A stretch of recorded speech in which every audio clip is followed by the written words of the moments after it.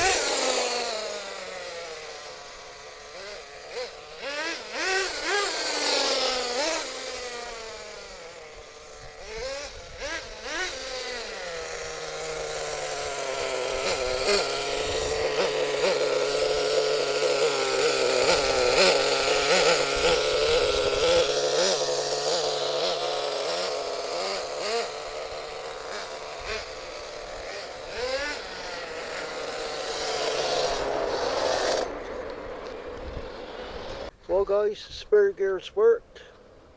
I'm going to come out here for a testing minute. The idle's a bit too low for it to stay running for long. But anyway guys, the spur gear worked. The motor's still got plenty of compression. It'd be a great appreciation if you could like and subscribe. Thank you guys for watching, and I'll catch you guys on the next one.